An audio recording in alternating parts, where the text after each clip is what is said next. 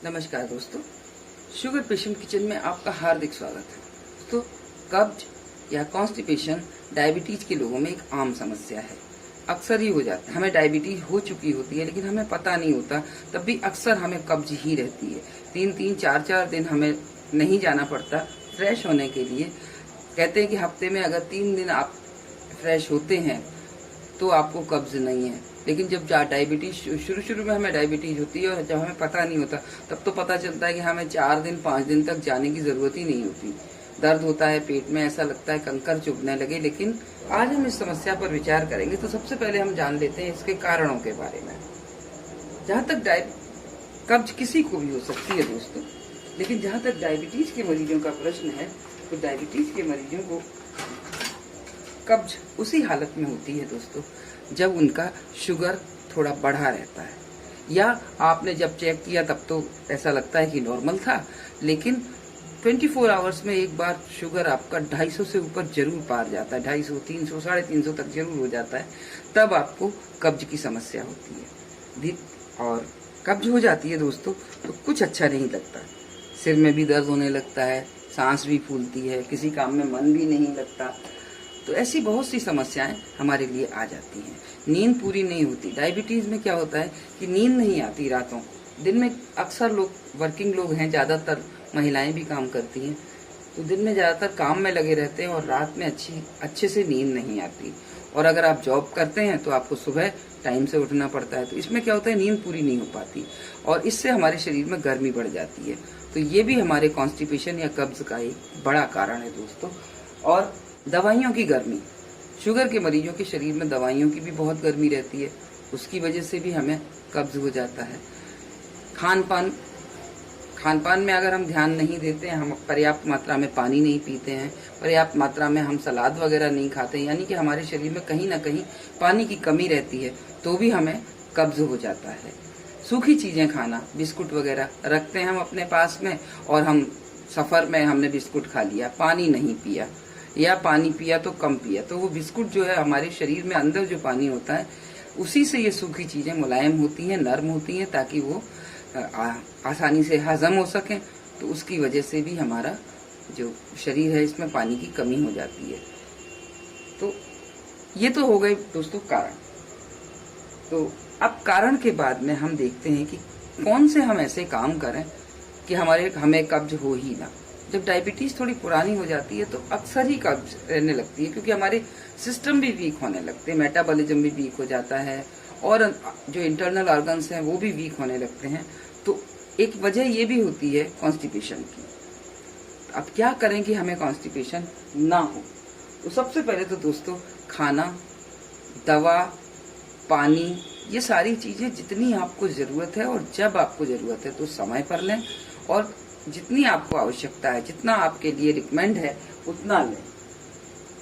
साथ ही साथ आप जो चीजें खाते हैं उन पे निगाह रखें। कभी कभी क्या होता है, हमें कोई चीज बहुत नुकसान कर जाती है और उससे हमें कब्ज हो जाती है, या हमारी शुगर बढ़ जाती है और उससे हमें कब्ज हो जाती है। तो इन सब चीजों पर निगाह रखें। टहलें जरूर, व्यायाम जरूर करें, जिससे कि हमारा मेटाबॉलिज्म तेज हो और हमारी जो कब्ज की शिकायत है वो दूर ना हो। तो अब हम बात कर लेते हैं इसको कैसे दूर रखें खुद से। तो सबसे पहले तो दोस्तों सुबह उठ के हमें गर्म पानी पीना चाहिए। गुनगुना या गर्म, जितना आप अधिक से अधिक पी सकते हैं। 2 गिलास गर्म पानी कम से कम आप जरूर पिए। अगर आपको लगता है कि लैट्रिन गर्म पानी, कुछ समय बाद गर्म पानी आपके ऊपर असर नहीं कर रहा, तो कभी उसमें अदरक मिला लें, कभी उसमें ये सौंफ मिला लें और उबाल लें उसको, थोड़ा सा कम रह जाए पानी, उसके बाद छान लें और पी लें। आप इसमें सौंफ के साथ अजवाइन भी मिला सकते हैं कभी कभी। सौंफ और अजवाइन का जब आप काढ़ा बनाते हैं, अगर आपको शुगर है, जो शुगर के मरीज हैं वो तो इसमें कुछ ना डालें, नहीं अगर आप शुगर के मरीज नहीं हैं और फिर आपको कब्ज है तो आप इसमें थोड़ी सी खांड या गुड़ कुछ भी डाल के इसको पी सकते हैं। नींबू का रस भी आप डाल सकते हैं। तो सुबह का गर्म पानी हमारे पेट को बहुत जल्दी साफ कर देता है, पहला उपाय।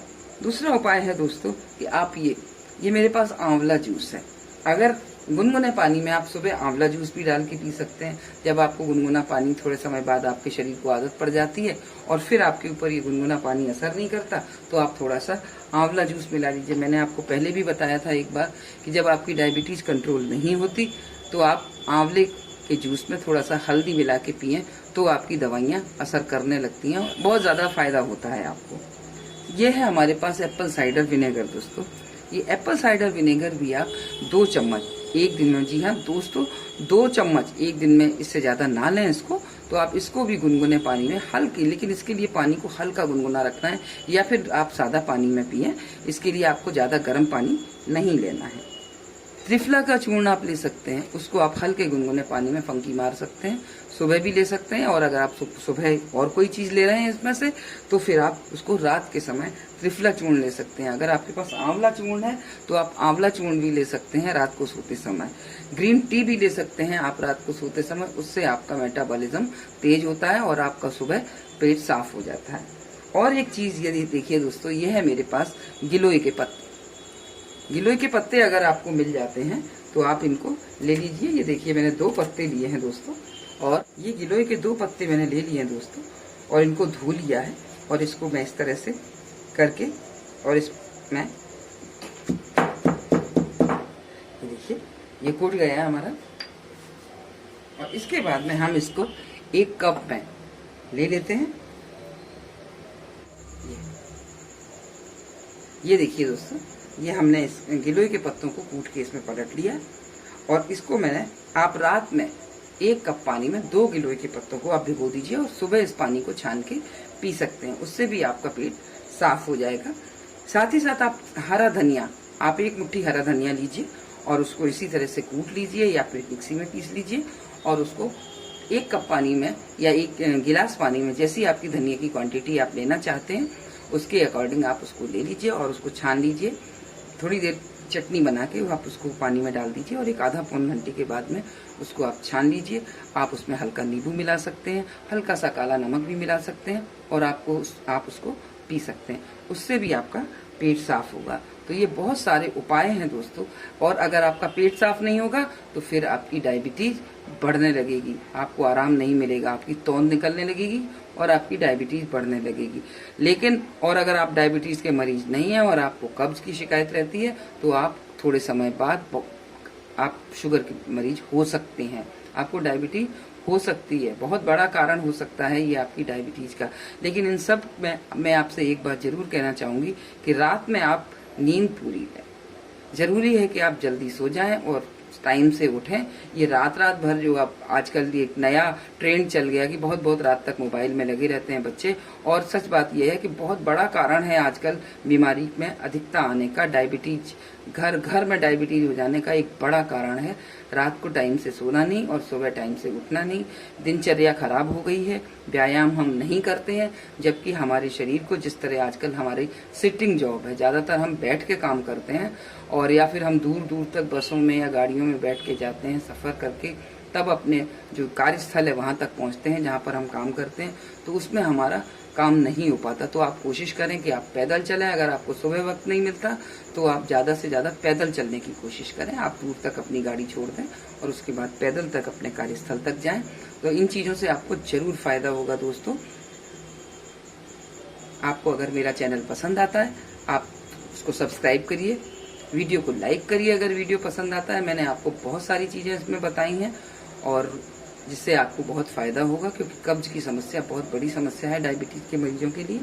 वीडियो को शेयर करिए ताकि ज्यादा से ज्यादा लोग इसे देखें, और लाइक करिए, कमेंट करिए दोस्तों। ये सब मेरे खुद के अनुभव है दोस्तों, तो इनसे आपको जरूर फायदा होगा। धन्यवाद दोस्तों। अगले वीडियो में आपसे मेरी फिर मुलाकात होगी।